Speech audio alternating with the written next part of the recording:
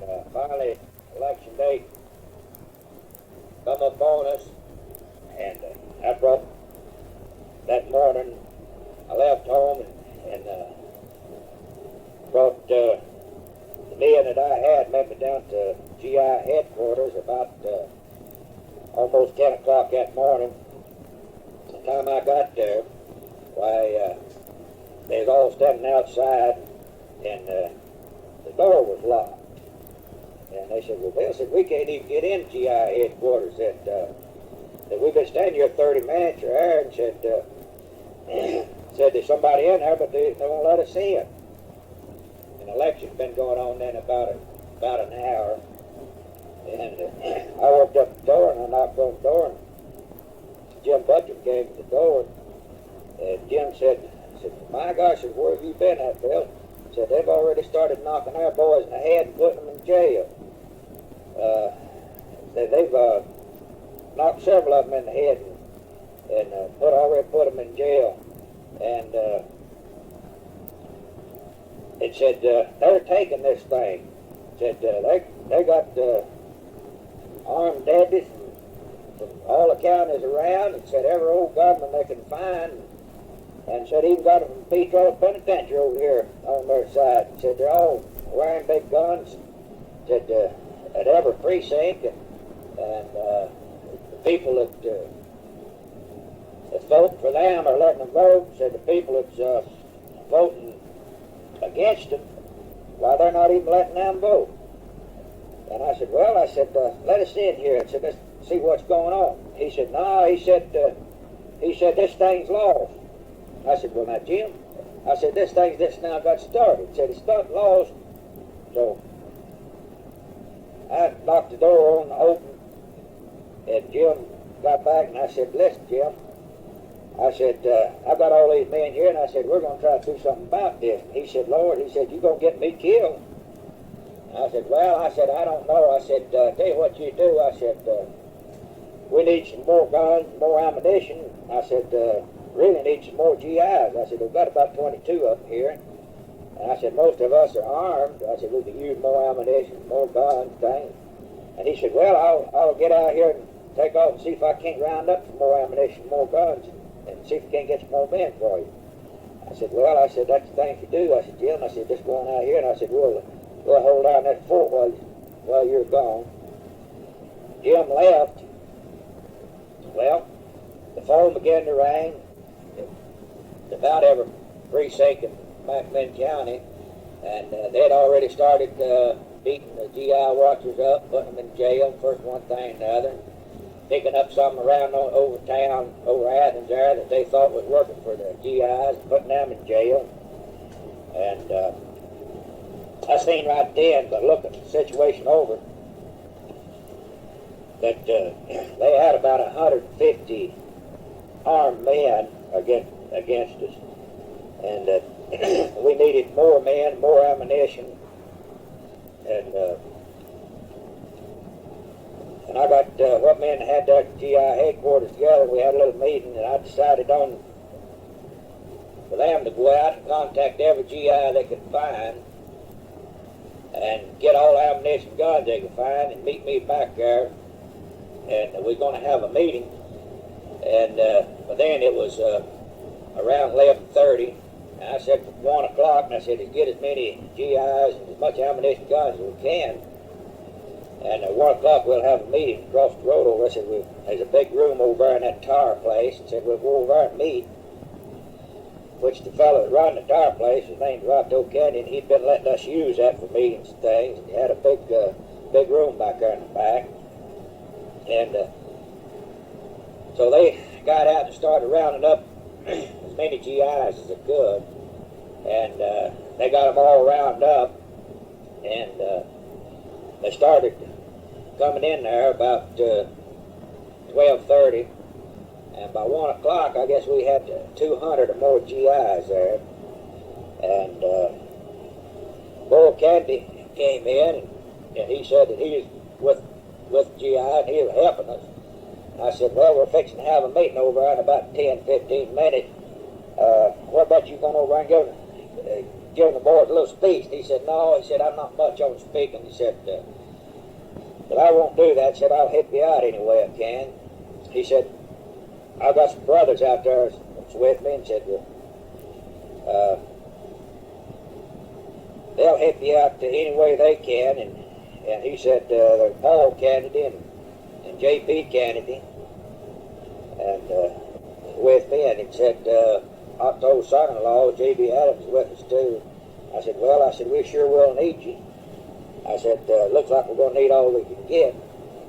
And about that time, Jim Buckham came back. Jim said that he got all he could for this meeting. And I said, well, Jim, I said, how about you going over and speaking to them? I said, kind of building a fire under these GIs. I said, if we don't get a fire built up and get them to start doing something, I said, we're going to sit around here and let those people take this election away from us. He said, no, he said, I'm not going to speak over there. And I said, well, I said, looks like it's left up to me.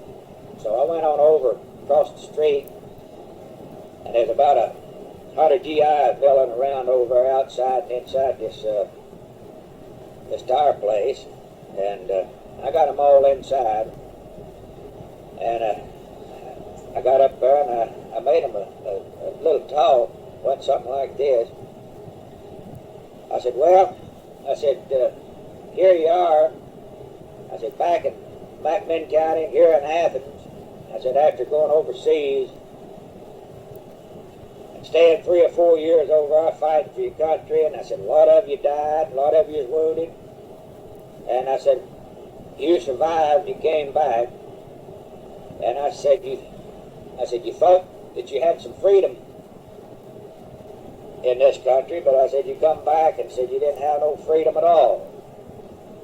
I said, you got a bunch of outlaws in here running your county, your town. I said, you got organized crime where it's not even safe for your sister or your mother or anybody else to walk down the street. And I said, if they say anything against this political bunch of outlaws we have here, why, they'll burn your house down or drive by and shoot in your house or beat your brothers or your sisters up, put them in jail. And I said, we fought all this time for a principle. I said, when we're born in this country, we've got our constitutional rights, which it seems like they've taken all of our constitutional rights away from us, our state rights, our civil rights too. And we've got even nothing. We haven't even got a vote. They're taking our votes, they're taking everything. And you're going to have to get together and organize and fight these people the only way they understand, that's fire with fire. And we're going to have to take this election away from these people and run them out of our towns and out of our county and out of our lives. Put people in there that's going to be honest and fair with all of us, and that everybody will get a fair shake and get some justice for a change, and run out all of these organized criminals that you got in here that's running these slot machines, running crap tables and card games and selling white whiskey openly all over the town and the county, and get rid of this trash and put some decent law and order in and some decent people into running their county in these offices. I said, you could take a banana stalk and run every one of these draft dodgers plumb across Depot Hill. I said, there's not going to be any problem to them if we all get together and stick together and get in there and shoot them out here. I said, how many of you's got guns? Well, it's about most people that had guns was the men that I brought down there, that I'd already organized, brought down there that had guns. And I said, well, we're going to have more guns. I said, all of you's got guns, stay here, and those that's got guns at home, or had his neighbors that's got guns and ammunition, I said, you go home and get those guns and report back down here to tell me as fast as you can get them back. I said, we're going to have to start doing something. And they started leaving, started going home and getting all the guns and ammunition they could find, and from the neighbors and everywhere else. And about that time, Otto Candy walked in. He'd been out putting the mail ballots around the East Precinct. And he said, well, he said, they're just taking this election. I said, no, I said, they're not going to take it. I said, they've got a long ways to go yet. And Etzel Underwood came in about that time. He said, there's 2 armed deputies coming down the sidewalk out there, Bill. And Otto spoke up and said, well, I said, we might as well start now and we'll just get them. I said, yeah, I said, we might as well get them,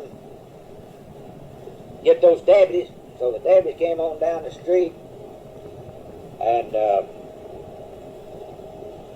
Etzel Underwood, Otto, and Bull and myself went out and captured the deputies, disarmed them, and kind of shook them up a little bit, hit them a time or two, put them back in the old fireplace, and about that time 2 more deputies walked down the street, got in a range, and we captured them and disarmed them and put them back there with the other 2. And then the GIs began to kind of go out and look for the deputies. The deputies, we captured 2 more deputies and put them back there. And we tried to capture 2 more, but one of them ran off and got away. And we brought the other one and put him back there. So that made 7 deputies that we captured, and we was trying to capture some others.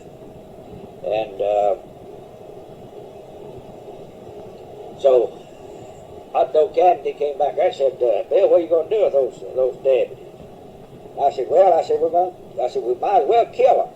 I said, all the benefit they are to us. I said, we can't have men here stand here and watch them. He said, well, no, said, I'm not going to have no part of that. Said, me and my brothers won't have any part of that at all. I said, well, these GIs want to take them out of here and get rid of them. And he said, well, said, me and my brothers are leaving. And I said, Otto, I said, don't leave. I said, you're liable to, you all start to leave out of here, you're liable to disrupt the whole organization here. I said, they might get scared. And he said, well, said we're leaving. It's about 4:30 at that time. And I said, well, okay. So Otto hollered for Bull and JP and Paul, JB Adams, and they went across the street and got into their cars. And I walked over and I said, Otto, I said, you leaving good? He said, I said, we're going to go out and see if we can't find some ammunition, some more men and stuff. And I said, well, we got a bunch of men stuff here now. And I said, we need more ammunition. He said, well, we'll go out and see if we can't get some. And I said, well, okay. So they left, and I didn't see them more until the next day. And I went back there and we got those deputies, Paul County deputies together, and we got some cars, and we took those deputies out in the country and tied them up to trees out there and stripped them off in the nude, and took great big hickories and whipped them and left them tied up, and came on back. And then we decided that we just still didn't have enough guns and things, so I went out and got some boys, and I said, well, we're going to have to go over here and break in this armory and get these guns and ammunition out of this armory. But we still haven't got enough stuff. I said, they're still running roughshod over us around here. I said, they got 150 armed deputies, machine guns, pistols, and sawed-off shotguns, and rifles, and everything else. And I said, we need some more firepower. And about that time, I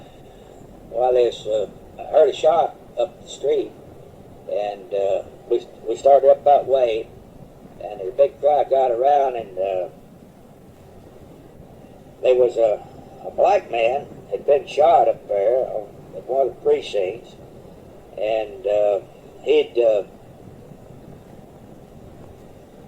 he'd he'd wanted to vote for the GI, and he went into the precinct and asked him who he was going to vote for, and he said that he was going to vote for the GIs, and they said no, he wasn't going to vote for no GIs. He couldn't vote there, but he was supposed to vote there in that precinct, and they wouldn't let him vote. He put up an argument with them, and they shot him, and he was laying on the outside of the building there, just out on the steps, and bleeding pretty heavy. And the men that I had with me, I said, well, we get a shot here. Said, we want to shoot up some of those deputies up there. But by that time, most of the people, the citizens around there, which is a pretty good bunch of people around that precinct, had moved in there that we couldn't get a shot at any of those deputies, but they picked the black up and took him to the hospital, and he got all right, but he was shot pretty bad. And then we came on back, and so we got together, and I started organizing a little bunch of to go out and get in the armory.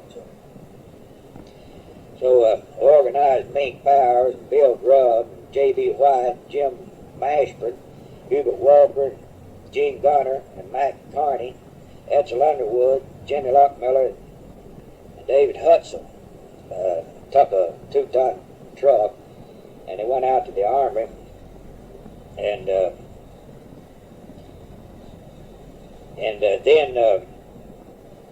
I went out in a car later on to the army, and they was already in the army, and they got the guards and things out, and I told them to bring them on back down to the GI headquarters. He took the 2-ton truck and loaded down with rifles and ammunition and stopped and submachine gun or two, and we distributed those weapons out down at the GI headquarters, and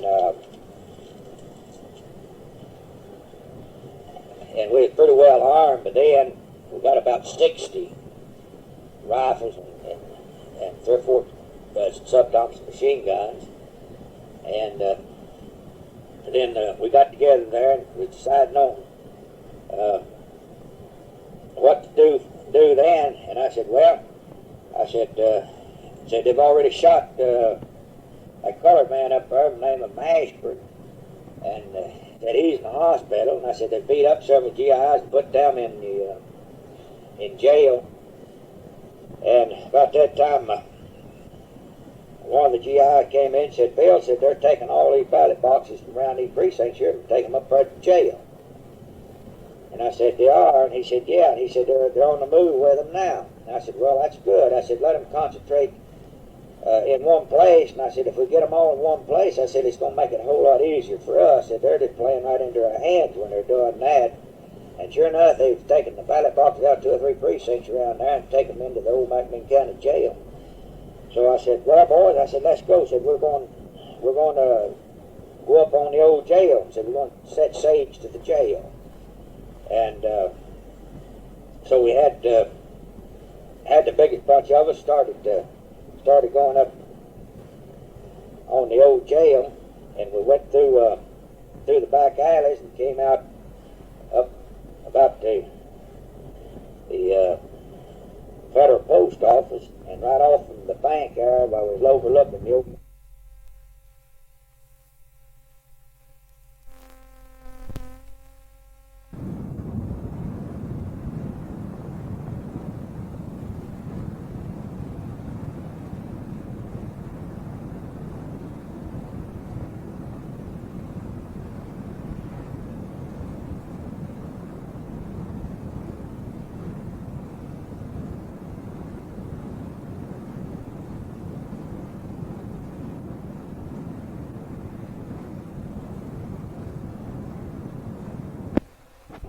I saw one fall on the jailhouse porch.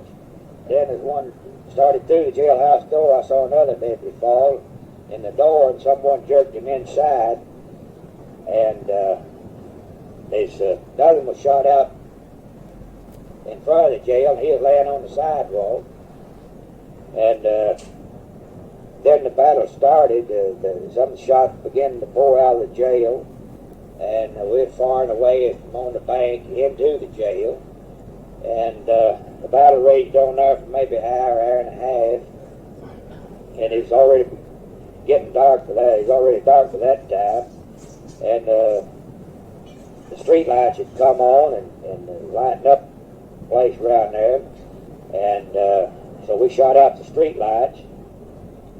And about that time, two men came walking up across the street down from a jail, and each one of them had a pistol in his hand. And I hollered over, I said, "Hey, where you going?" And they said, "We're going up here and help our friends out in the jail."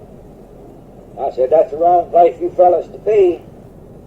He said, "Who in the hell do you think you are?" I said, "You step off my curb down there going towards that jail." And I said, "You'll find out who I am."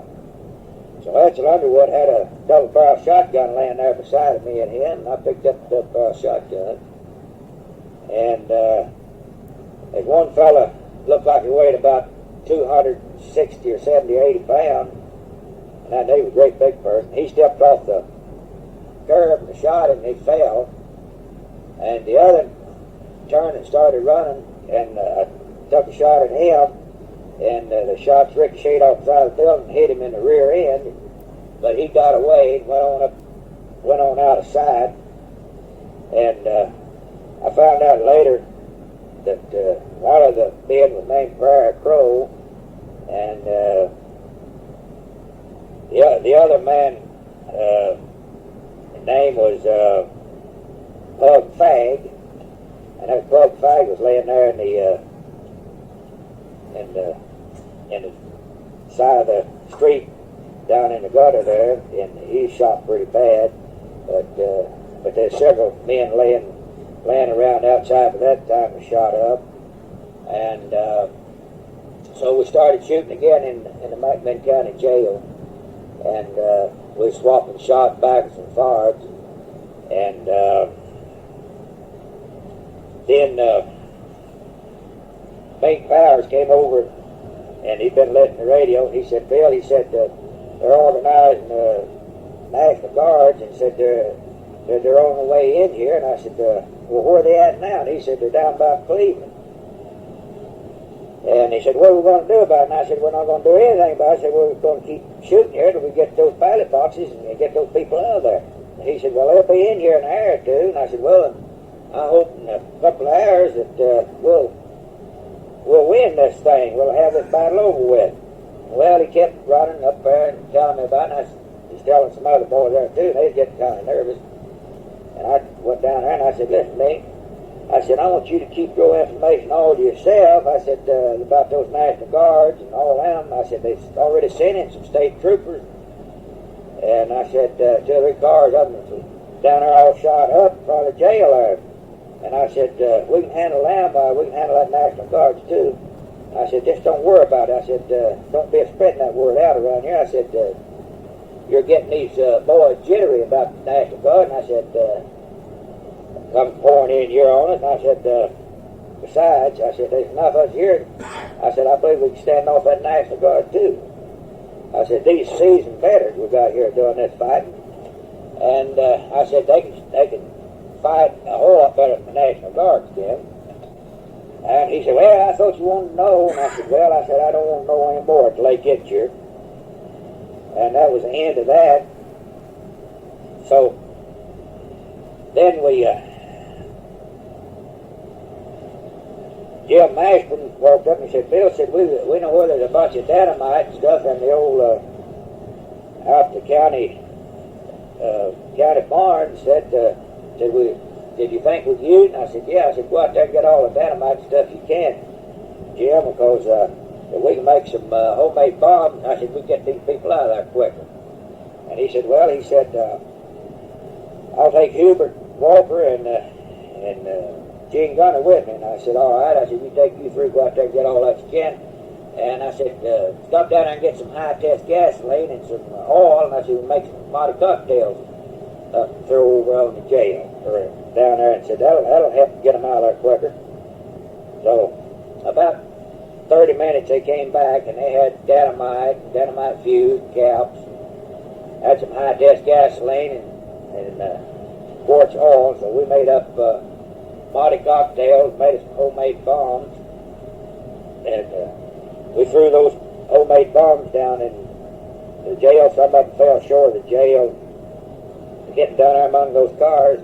They blowing those cars up in the air, and those cars coming back down, landing on their top.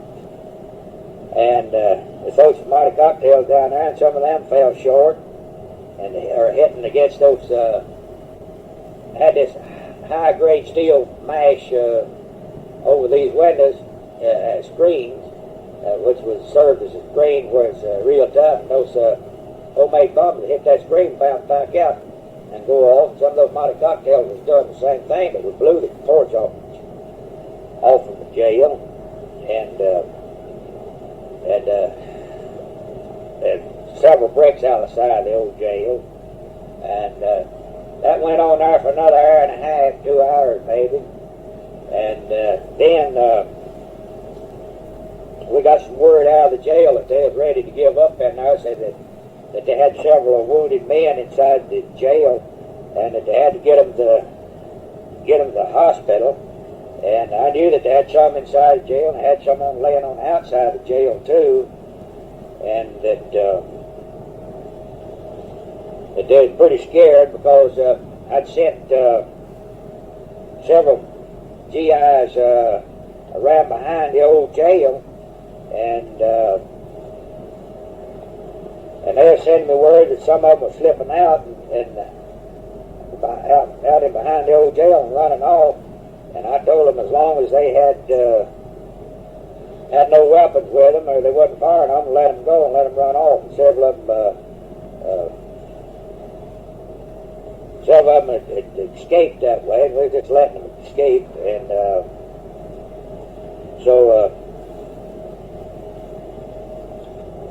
so the boys was getting together, and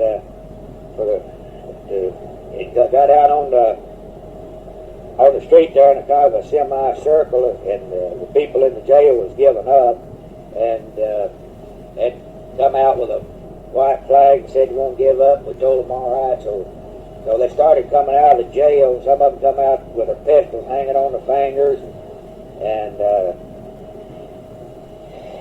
the first man that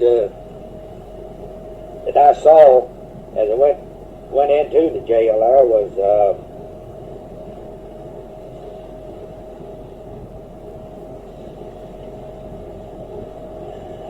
a GI that had been captured, and his name was Junior Lewis, and he had in his uniform. I hadn't saw Junior in a pretty good while, but Junior Lewis was on our side. Although he didn't take a big hand in the fighting, they put him and knocked him in the head, put him in jail early that morning. And we got all the GIs out of the jail that they'd beat up, put in there, and all the Paul Capitol deputies and stuff that they had in there that give up. Why, some of them really got a bad treatment out of the GIs as they came out. They beat a lot of them up and cut men and women's throat and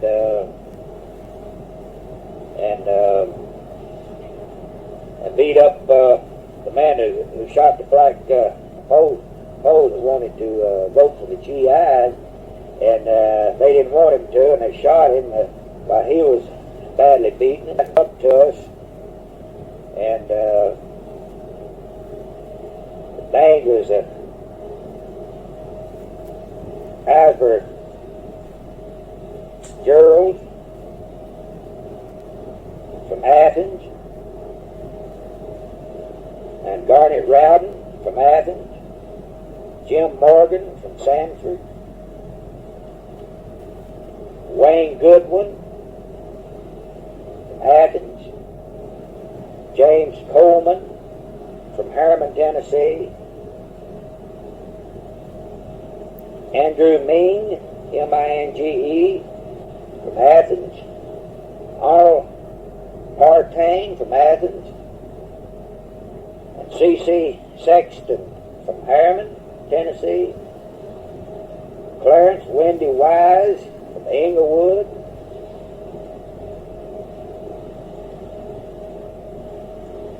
and Lacey, Linticun Common from Calhoun, and J.F. Whitaker from Calhoun, Tommy Green from Calhoun, Chester Howard from Chattanooga, Gus Wilson from Athens, Clifford Wendy Wise from Athens, Jim Bunt from Athens, Henry Henson from Athens,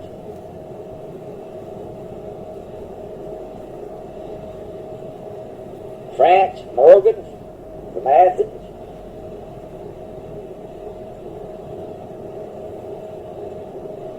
Delbert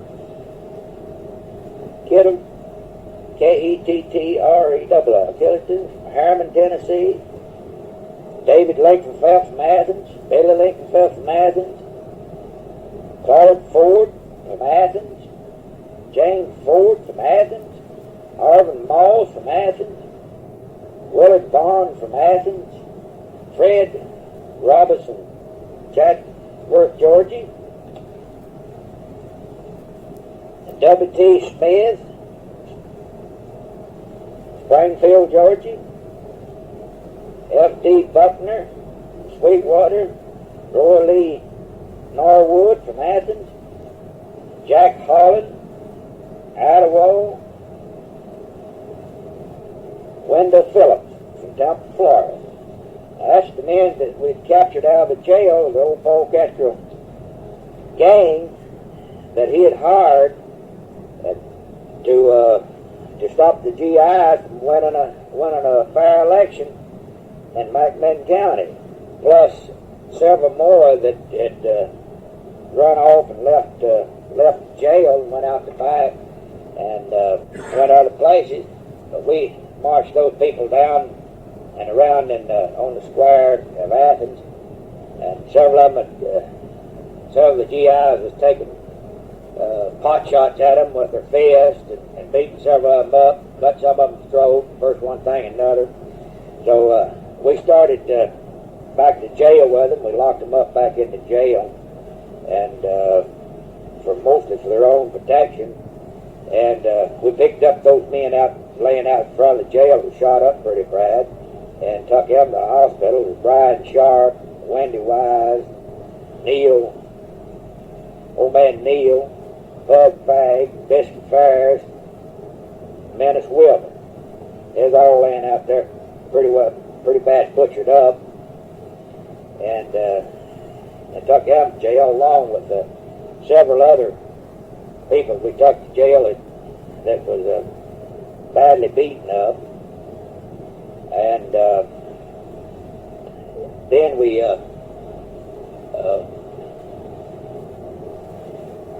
W.O. Kennedy, Otto Kennedy came down, him and J.P. Kennedy and Bull Kennedy and J.B. Adams and them, and we all got together then and got the ballot boxes and counted the GIs in, and Otto and them went out and got the election commissioners and things like that together, and they signed over the elections to the GIs, and that was the end of the GI battle in McMinn County, except we had a lot of run-ins and a lot of stuff later on with the GIs and the Cattrall Box Mexican